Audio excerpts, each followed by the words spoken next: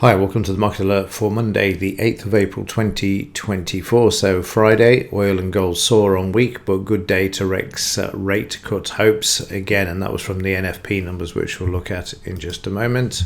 Stocks jump and bonds dump after NFP tops all forecasts. Yeah, it came out quite high, didn't it?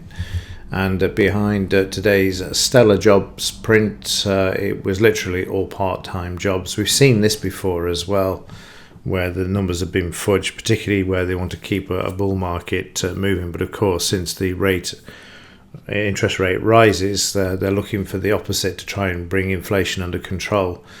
But this is not unusual to see all part-time jobs counted for the NFP numbers, which is probably why we had sort of no reaction following this number during Friday.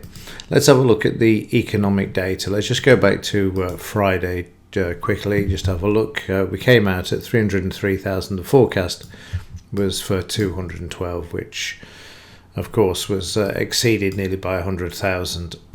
Economic news for today, nothing today. What have we got during the week? Are we back to CPI? We are indeed. US CPI is going to be in the radar obviously for this week. We're looking at a small increase as well. That's not going to help for the stock market or for the Fed to actually cut rates either. What else do we have for the week? Not a lot. We've got main refinancing, which is the same thing, which is equivalent to the FOMC. For Europe, 4.5, keeping rates unchanged there. And yeah, that's about it for this week. So Wednesday is going to be the big one for the week. Nothing for today or tomorrow. Right, let's have a look at the NFP numbers from Friday and kick off by looking at the Dow. So on Friday, we see not an awful lot of reaction for the NFP numbers. But, obviously they were very high. You can see them trying to buy the market there, but overnight there's some weakness. So is the reality coming into the market that inflation isn't actually under control? You can see a move up there during Friday, obviously on these NFP numbers, but it wasn't anything great by any means that you would have expected, given a different situation where they weren't waiting for interest rates to drop and you've got QE like we've had for the last 15 years. Then this would have been a massive move to the upside. I'm not saying it's small by any means, because if we have a quick look from the reaction to the news from the low to the high, you can still see it's 465 points. But the market the night before actually dropped 700 plus points, didn't it, on the Iran-Israel situation there. So the market up following the NFP numbers there. And overnight, the market below the close, but heading towards the DP where it's found a bit of support overnight. In the German DAX, also note the amount of buying coming into the market during Friday to keep prices above the 20-bar moving average. Also, overnight prices are sideways. We have a look at the 30-minute chart. We move lower to begin with.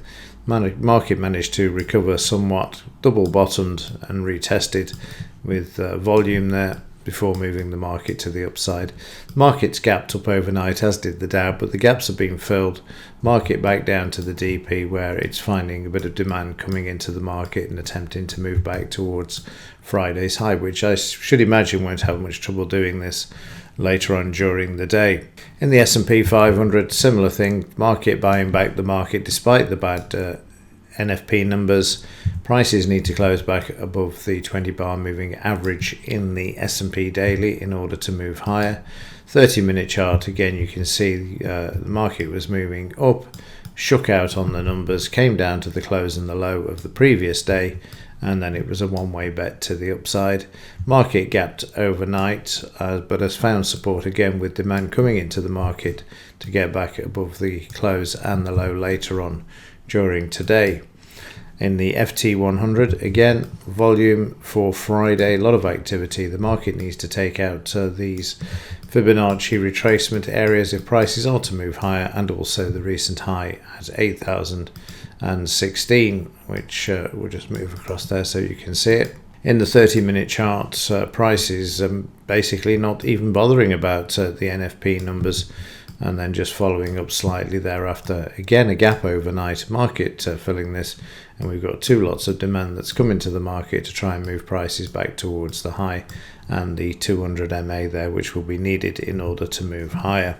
The US dollar's reaction to these numbers were up to begin with because there was the prospect that rates may have to go up, but then decided against it. They're certainly not going to be cut in the short term. And then prices for the US dollar overnight are also sideways and showing a bit of green there at the moment.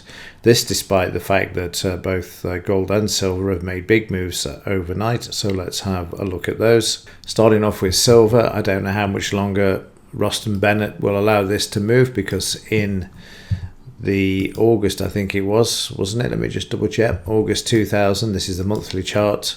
And also for February 21, so we've got the August and February 21 when prices got to $30 an ounce. He actually announced on TV that we have the tools to tamp down the price. So we're through the $26.93, so over the $27. We've just hit 28 overnight as well. If I'm not mistaken, let me just double check that. Yeah, 28.07. But be warned, I'm sure that those that are short this market heavily, like JP Morgan, are going to find a way to come in and slam this price down, even if it is with the aid of Ruston Bennett from the CTFC, the corrupt organisation that's supposed to monitor manipulation and rigging, etc., that seem to just take no notice. And, well, apart from the token gesture of fining JP Morgan now and again for 900 million, but then nobody goes to prison for the manipulation of the silver price. But we'll see. That 30,000, it would be very nice if it was 30,000, but $30 an ounce is obviously in the radar at the moment. It's going to be interesting to see if the market will actually be allowed to move any higher than this. And if it does get slammed, then we'll probably see another year like we did last year where the market trades sideways. Only time will tell whether it is the actual breakout and we get above the $50 an ounce from 1979. Yep, 1979 and 2011. So we're still 45% lower than the all-time highs. And yet gold, which we'll look at in just a second, there's the overnight move in silver. In the 30-minute chart, you can see there that they managed to move the market above, and then the selling came in. So they've already started to sell into this market. And as I mentioned in gold, again, making a new all-time high overnight at 23.53. And their 1980 high was, if I recall, was about $1,000. And then, of course, when Gordon Brown sold the gold, the market had been moved down from that level to 289. So that's a hell of a return. If you bought gold in the 90s when Gordon Brown sold off the UK's gold holding at that time, or a percentage of it. 30-minute chart of gold up to the R1 and way above the high, so interesting to see this. Let's have a quick look at the gold-silver ratio, which is showing an interesting picture as well at the moment. So gold-silver ratio down on the overnight, heading 84.22. Let's just have a look at this in a bigger picture, because don't get too excited too soon. Even last year we got down to the lows of around 78, which you can see there. So we've got a long way to go yet on the downside. Up towards the 92 area twice.